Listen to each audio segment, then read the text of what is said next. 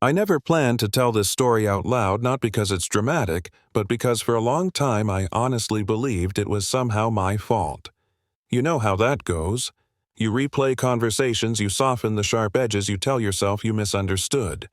But the truth is, the night my ex-husband looked me in the eye and said, "You'll handle it, or I will," was the night I stopped being invisible to myself.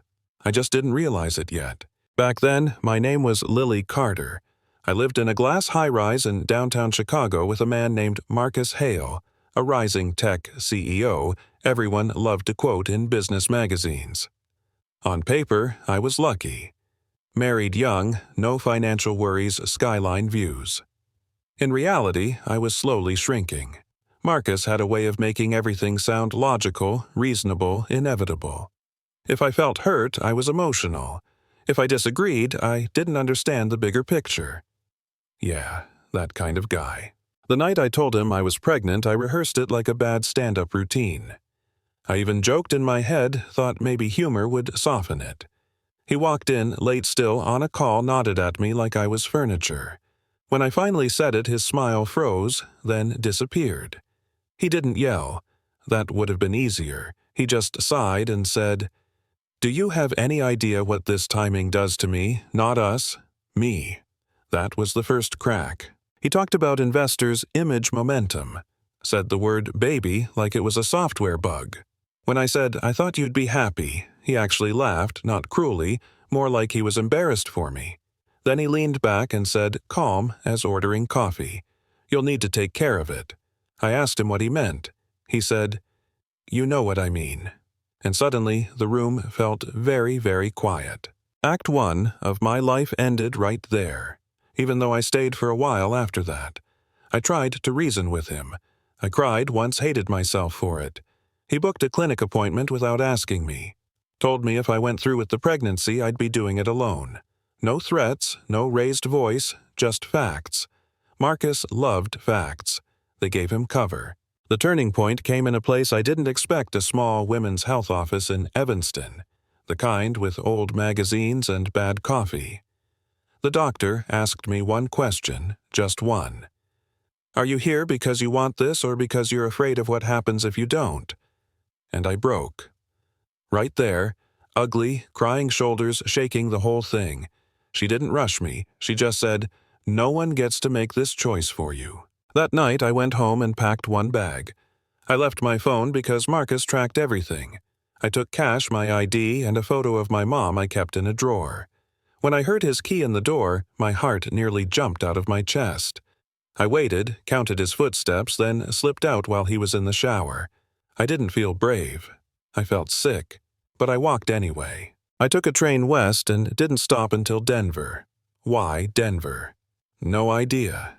It just felt far enough. I checked into a cheap motel under my maiden name, Lily Monroe, and slept for 12 hours straight. When I woke up, my phoneless silence felt terrifying and peaceful at the same time, like standing on the edge of something huge. The months that followed were messy. I worked temp jobs, answered phones, did bookkeeping for a florist who paid me in cash and advice. I cried in grocery store aisles over cereal prices. I also laughed, genuinely laughed, for the first time in years. When my son was born during a late spring thunderstorm, I named him Noah. Holding him felt like a reset button I didn't know existed. Marcus tried to find me. I know he did. Emails to old accounts, calls to friends I'd quietly drifted away from. I stayed invisible. For 5 years, I built a small, quiet life. Noah grew. I learned how to be tired and proud at the same time. Then slowly, something else happened. I stopped feeling like I was hiding and started feeling like I was building. I went back to school online, learned finance the hard way nights after Noah slept. Eventually, I co-founded a small consumer advocacy platform called Clear Ledger, teaching regular people how corporate fine print actually works. No hype, no jargon, just truth. It grew faster than I expected. Turns out, a lot of people are tired of being talked down to. Which brings me to the day everything collided.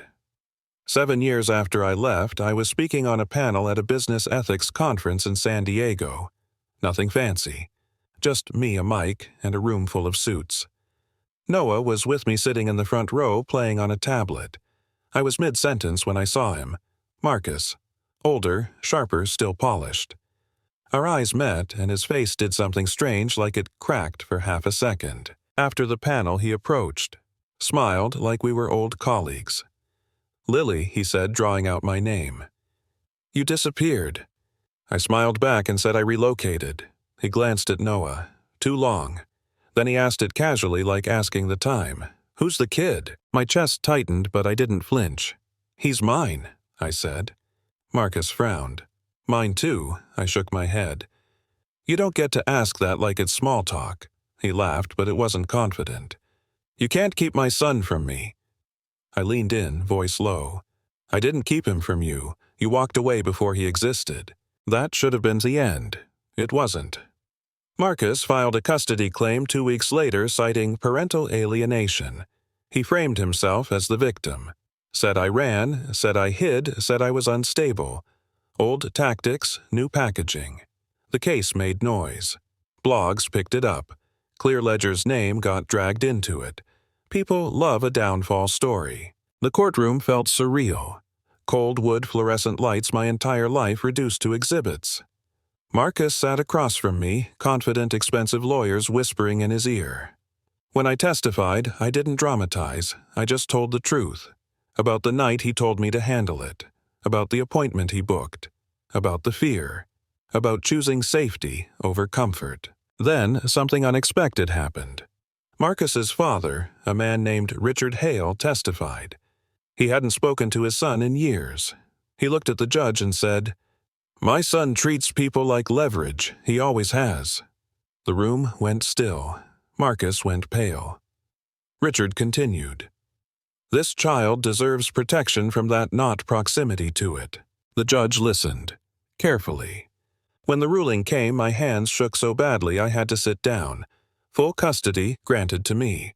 Marcus ordered into counseling before any future consideration. Noah squeezed my hand and whispered, "Can we get ice cream now?" I laughed and cried at the same time. Marcus lost more than the case. Investors backed away.